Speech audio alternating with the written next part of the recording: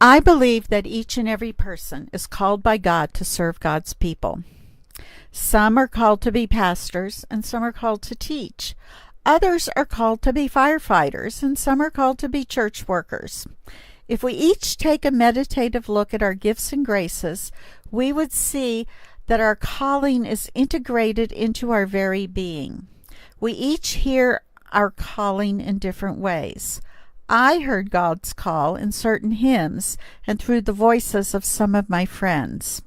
As a deaconess, I have committed to lifelong service. The Deaconess Home Missioner community is a covenant community of laypersons who support one another in their work. Officially, my title is photojournalist, but I prefer storyteller. I tell stories by way of pictures. My calling is to tell the stories of mission and ministry.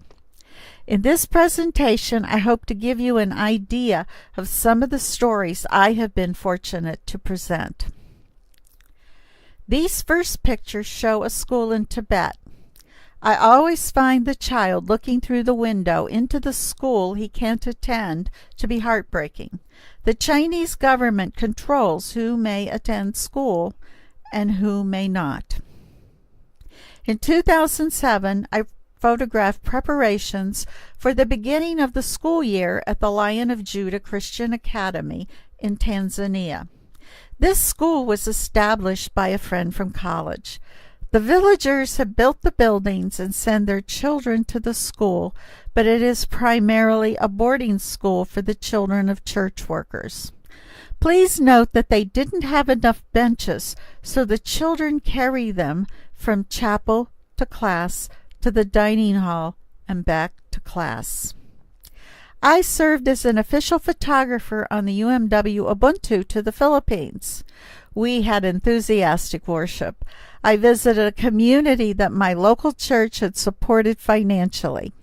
We talked to women who had been trafficked at the UMW-supported Baptist Center and played games with homeless street children. This image of the UMW regional missionary to Southeast Asia, Emma Cantor, is one of my favorite pictures. I went to Nicaragua with the Reverend Sharon Jones. We did workshops with the teachers at Sierra Maestre, and we traveled with the mobile library from the Kairos Center. These images show the crowded classrooms and the enthusiasm of the students and teachers. I photographed the children at the Hattie B. Cooper Center in Boston. The children's faces tell how the preschool, after-school, and daycare center that UMW provides enriches the lives of these children. The images from the Northeast Jurisdiction Conference showed the moment Latrell Easterling was elected bishop and the consecration service for Bishop Easterling and Bishop Moore Kakoy. Photographs of the North American Deaconess Home Missioner Association Conference showed the exuberance of worship, the seriousness of taking on responsibilities as officers, the fellowship of friends and seeing old friends after many years, as in this image of me with a friend from the Philippines, Ubuntu. Members of Trinity United Methodist Church in Springfield distribute food each month in conjunction with the Western Massachusetts food truck. The long line seemed to have no end, and we were only halfway through the distribution at the time the image was shot. The people's need knew no age, no ethnicity, nor ability. Native American Heritage Month was celebrated at the Crystal Lake United Methodist Church with Native music. The children were enthralled and the musicians encouraged them to come forward. The young man in the background was learning the rituals of performing with the elders. Last summer, the church held worship at the lake and a baptism by immersion as part of their summer program. Our conference, UMW, participated in the campaign to raise awareness of human trafficking around the Super Bowl, attended National Leadership Development Days, and we tried a campaign to embrace diversity sponsored by our Racial Justice Committee.